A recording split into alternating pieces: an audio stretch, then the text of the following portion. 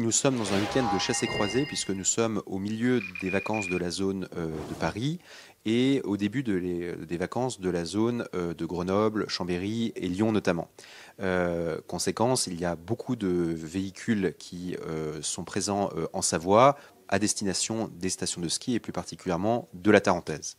Sur l'ensemble du week-end, nous attendons plus de 200 000 véhicules et c'est sûr que ce flux important sur la RN 90, notamment à partir d'Albertville, engage un certain nombre de ralentissements qui vont se résorber au fur et à mesure de la journée. Donc nous avons mis en place un système de régulation qui s'appelle Recita, qui vise en fait à éviter que les voitures qui ne connaissent pas le département prennent le réseau secondaire. Le but, c'est de rester sur la RN 90, qui est la voie principale qui mène aux stations de ski de la Tarentaise, et d'éviter de suivre un certain nombre d'applications et de GPS de type Waze, qui en fait vous amèneraient sur des routes qui ne sont pas du tout destinées à accueillir un aussi grand nombre de véhicules, et qui, même ces routes, n'arriveraient pas à vous conduire à destination.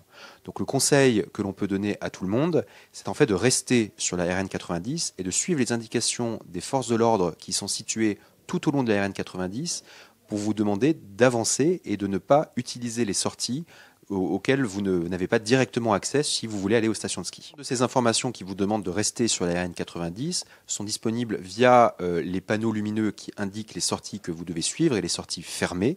Il faut respecter ces fermetures. Vous avez aussi un certain nombre de barriérages, de plots et de présence des forces de la gendarmerie que je remercie, qui sont pleinement mobilisées pour vous demander de ne pas utiliser les sorties que votre GPS pourtant vous indique comme étant à la fois libre et plus rapide. Mais ce sont de fausses informations.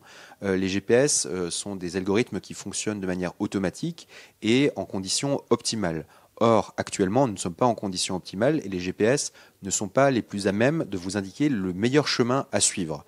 Donc le meilleur conseil qu'on puisse vous donner, c'est de suivre les panneaux et les indications des forces de l'ordre présentes tout au long de votre chemin pour accéder en toute sécurité dans les stations de ski. C'est vraiment la journée de samedi qui concentre l'ensemble des difficultés.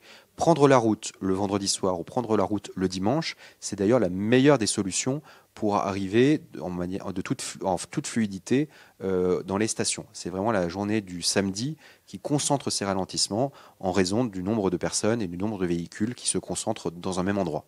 Je pense que les meilleures préconisations, au-delà de la patience, et on peut bien sûr entendre qu'avoir autant d'heures de bouchon, ce n'est pas agréable, mais l'idée c'est de pouvoir assurer la sécurité de tout le monde.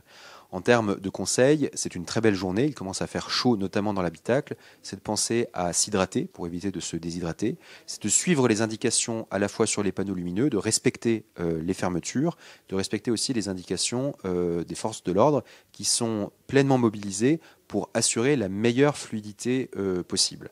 Enfin, je pense que ce qu'il faut absolument éviter, c'est de s'imaginer qu'on puisse sortir de son véhicule et de marcher sur la chaussée alors qu'on est à l'arrêt et qu'on a l'impression que ça va durer éternellement. Ce n'est pas le cas.